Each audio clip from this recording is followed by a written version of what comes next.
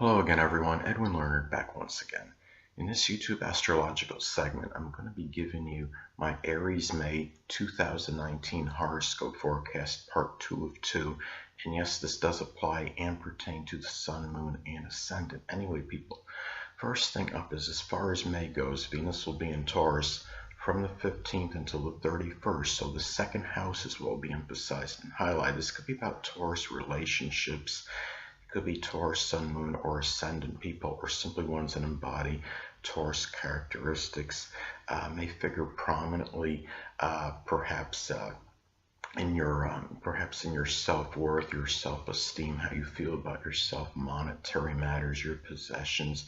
This is about Taurus things that you may enjoy, but that you also value as well, such as gardening or cultivation. Anything Taurus related. It could be relaxing, doing things requiring some kind of endurance, perhaps such as long distance running or some kind of working out vigorously. It could be too where at this time you may enjoy some Taurus money making endeavor. It could be something connected with finances or stockbrokering, being a stockbroker, doing accounting, anything that could be Taurus related. A lot of times this could be about money, professions, and it could also be about spending methodically with much ponderous energy as far as that goes. So anyway, well, next thing up is as far as May goes, Mars will be in Gemini from the 1st until the 16th. So the third house is what will be emphasized and highlighted. Now at this time, this could be about a lot of abundance of mental and physical energy, a lot of energy and vitality into doing things of a dexterous nature. It could be just working on cars or refrigeration mechanics. It could also be where the situation with siblings, cousins, and neighbors may be more contentious and acrimonious than usual. You may have a greater propensity to accidents with your vehicle due to multitasking, or maybe just being overly voluble, so to speak, talking too much on the phone. And you might become angry, perhaps a vacillating, mercurial, gossiping, overly garrulous sibling, cousin, or neighbor at this time as well. And the danger with this is about perhaps scattering your energies too much into a lack of integrating a type purpose, trying to do too many things for too many people that are third house related. This time it could be running too many errands for people and just spreading yourself a little bit too thin. So I mean, a lot of it could be about dissipating yourself through lack of an integrating purpose. Putting all these energies into too many things. So just be careful as far as that goes. So anyway, well, next thing up is Mars will be in Cancer as far as May goes from the 16th until the 31st. So the fourth house is what will be emphasized and highlighted. At this time, you may find yourself becoming angry, maybe lamenting over past hurts with family at this time and brooding over them. This could be about a lot of energy and vitality into Cancerian things at home. It could be cooking, nostalgia, laundry, just general introversion at this time. And also you might find yourself becoming angry perhaps at Cancerian qualities at the core. Perhaps maybe you're seeing yourself as a little bit more temperamental or brooding or lamenting over past hurts. More so and more sensitive to criticism and ridicule than maybe you actually knew previously. This could also be about, if you're unattached at this time, Aries, you might find yourself in a sexual liaison or interlude with a Cancer. It could be a Cancer, Sun, Moon, or Ascendant, or one that embodies Cancerian characteristics that may be for you at that latter or end part of life. Could also be about a lot of tenacious Cancerian type energy into perhaps your home, your remodeling.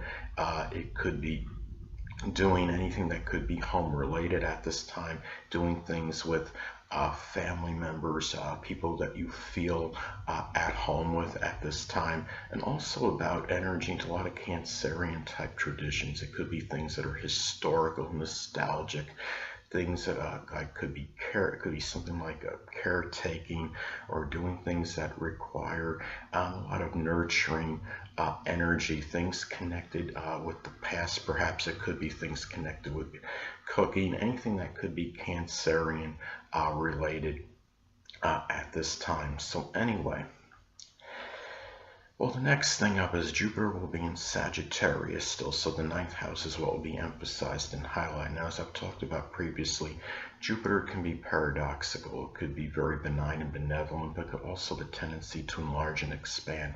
A lot of cases, this could expand and enlarge rather self-righteous, foolhardy, reckless, over-optimistic behavior with in-laws, grandchildren, perhaps maybe people you know at a religious congregation. It could also be about luck and fortune, perhaps through some kind of Sagittarius higher education course, such as something with publishing or advertising, translation, foreign languages, something connected with sports, perhaps with law, with religion. Also, too, can also be about publishing. Perhaps something Sagittarius related, such as something with sports, with law, philosophy, anything that could be Sagittarius related, things connected with foreign travel, perhaps something with publishing, anything that could be Sagittarius related. And also too, this could manifest in a lot of hope and optimism and a lot of exuberant, expansive and enthusiastic energy through religion, expanding horizons and higher education at this time, and also through maybe traveling abroad. So anyway, and also too, it could be about a period now where you feel like, this is about having that feeling, that luck, maybe just by, or maybe generating your own luck, perhaps to some degree, by being that incorrigible optimist in terms of expanding your horizons and really going outside the box, so to speak. So anyway, well, next thing up, Saturn will be in Capricorn still, so the 10th house is what will be emphasized and highlighted. At this time, you may experience some limitations and restrictions over career matters, your public image, your reputation. You might find yourself taking care of a debilitated or sickly dominant parent, which is often the father, someone prominent in your career. It could be older people. It might be making you feel somewhat despondent and melancholy. It could be something connected with the knees, the bones, or the joints. You might find yourself at this time too taking on a lot of responsibilities that are career related at this time, maintaining your public image, your reputation. Also too, it's a period where at this time you might you're looking at, the 10th house. The 10th house is really not just, career. It's a dominant parent. It could be dealing with sad situations that are causing despondency, that are connected with the dominant parent. It could be working very laboriously, very consistent efforts in trying to reach the pinnacle, trying to attain success in your life. And you may be doing something Saturn related that is with your career, such as something working as like a watchman, or something with timekeeping, dentistry, something with politics, or some kind of business or management position at this time. So anyway, well, the next thing up is Uranus will still be in Taurus. So the 2nd house is what will be emphasized and highlighted. This could be about having unusual persistence and perseverance in financial matters. You may find yourself dealing with unusual, stubborn, or obstinate behavior from people that are in the place you're generating income with.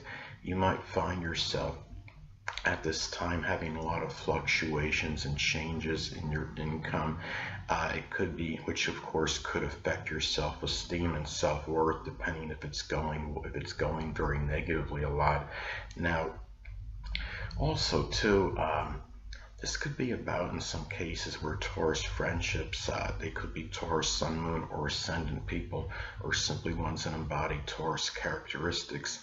might figure more prominently in your self-worth, your self-esteem, your possessions, your resources, things of a monetary nature, and whether they're having a detrimental or positive effect. A lot of it can be predicated and dependent on aspects it makes to points in your chart. And in an adverse aspect to Saturn, it could be rather negative. A positive aspect, say, to Jupiter or Venus, it could be rather auspicious for second house matters, perhaps.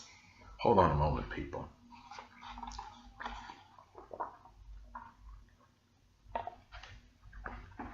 Sorry about that, I'm back. Anyway, you may get involved in some Uranus money-making endeavor at this time. It could be something connected with astrology, aerospace, astronomy, innovation, computers, electronics, anything Uranus related, and may do so with a lot of Taurus like persistence. So anyway, next thing up.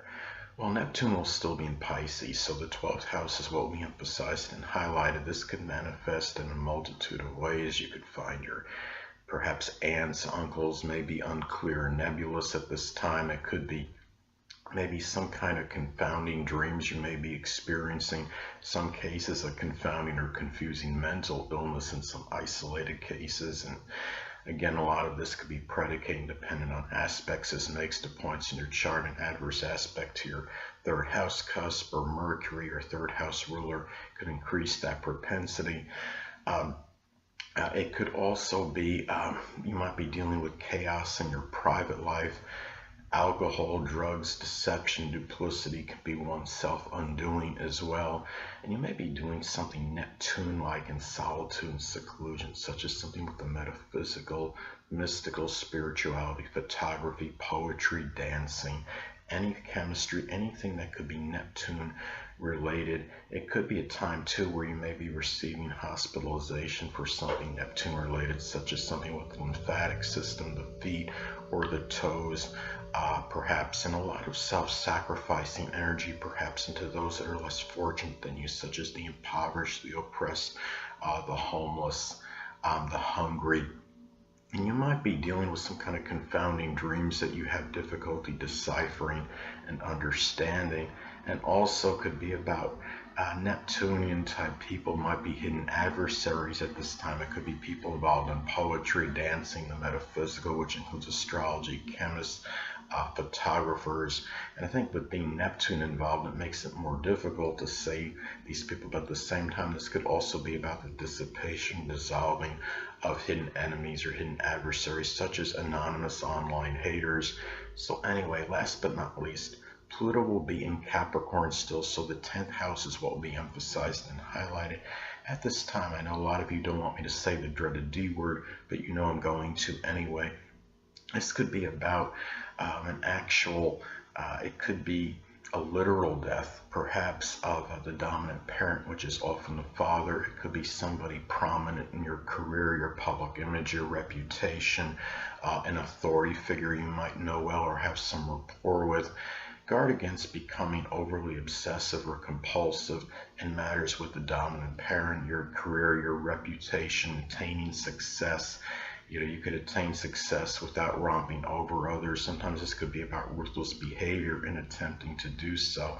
And also, too, you may be connected at this time with a Pluto-type career, such as something with insurance, recycling, the occult, supernatural, astrology, something with nuclear, such as nuclear physics. And it could also be about the rebirth or regeneration or revival of maybe a connection you have with a career. Could be matters with the dominant parent, could be something with your public image, your reputation, or attaining some, or maybe things connected with attaining notoriety and recognition. So anyway, people, that will conclude this YouTube astrological segment for my Aries May 2019 horoscope forecast, part 2 of 2. Stay tuned next time. I'll be giving you my Taurus May 2019 horoscope forecast, part 1 of 2. Two things I want to get with you on before I head out. Firstly, the stars may impel but do not compel.